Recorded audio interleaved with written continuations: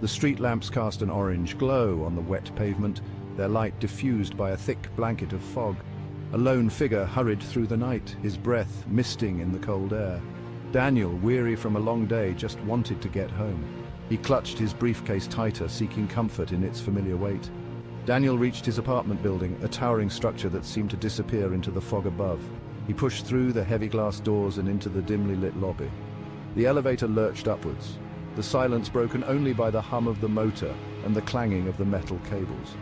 The elevator, instead of stopping at his floor, had jolted to a halt on the third floor.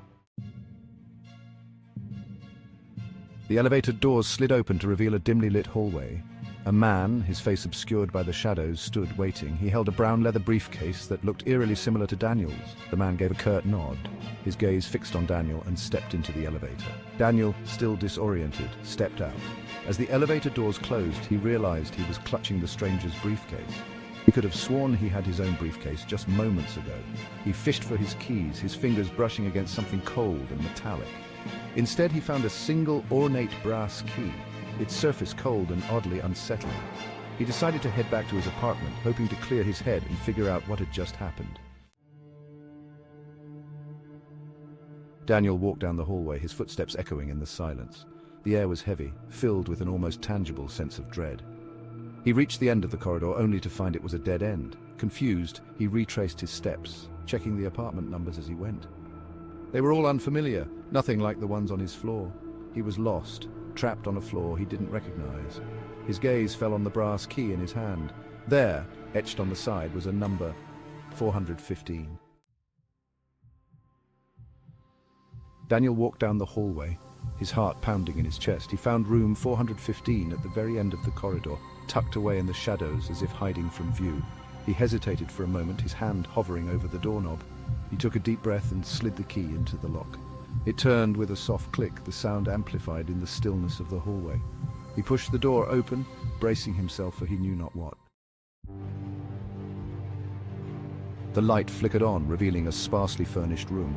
Dust motes danced in the pale yellow glow, casting long, eerie shadows on the walls. A single window, boarded up from the outside, cast a rectangle of darkness onto the far wall. In the center of the room sat a desk, its surface covered in a thick layer of dust. A laptop, its screen dark, lay open on the desk. Daniel approached the desk cautiously, his gaze drawn to the laptop. As his fingers touched the keys, the screen flickered to life. A single image filled the screen, a photograph of a woman with piercing blue eyes and a haunting smile. The door slammed shut with a deafening bang, plunging the room into darkness. Daniel whirled around, his heart pounding in his chest. He fumbled for the light switch, but it wouldn't budge. He was trapped. Menacing voice, as S2. "You shouldn't be here!" A voice rasped from the shadows. "They don't want you to remember!" Daniel froze, his blood turning to ice. Images flashed through his mind, fleeting glimpses of a shadowy past, fragments of memories he couldn't quite grasp. A car speeding through the night, a scream echoing in the darkness, a gun. Panic surged through him, raw and consuming. He had to get out of there, now. He scrambled for the door, his hands shaking. It wouldn't budge. It was locked. He threw himself against the door, but it wouldn't give. He was trapped. Despair threatened to engulf him, but he couldn't give up. Not now. There had to be another way out. His gaze fell on the laptop, its screen still illuminated by the last image he had seen. He lunged for it, his fingers scrabbling across the keyboard. He had to find out who that woman was, what she meant to him. He had to remember. As he frantically searched for clues, he noticed something plugged into the side of the laptop, a USB drive. Could this be it? Could this be the key to unlocking his past? He pulled the drive out, shoving it into his pocket. At that moment, he heard a crash from the hallway outside. Footsteps. They were coming. He had to get out, now, but where?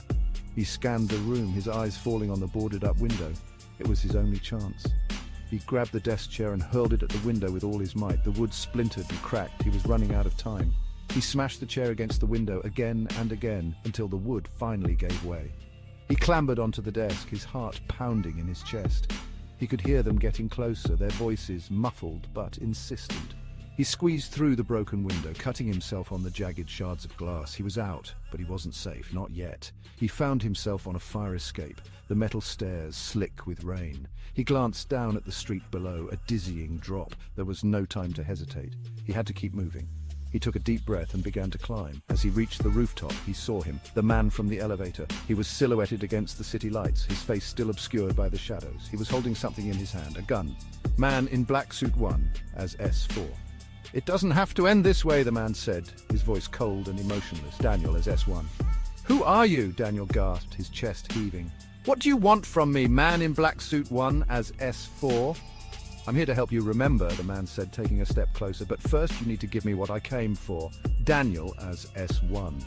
"I don't have anything," Daniel said, backing away. He knew it was a lie. He could feel the weight of the USB drive in his pocket. Man in black suit 1 as S4. The man smiled, a chillingly empty expression. "Don't you?" he said softly. "We both know that's not true." He raised the gun. Daniel's mind raced. He was trapped, with nowhere left to run. Suddenly his phone buzzed in his pocket. He pulled it out, his hand shaking. It was a message from an unknown number. He opened it, his blood running cold. The message read, "They're lying to you. Don't trust anyone. The key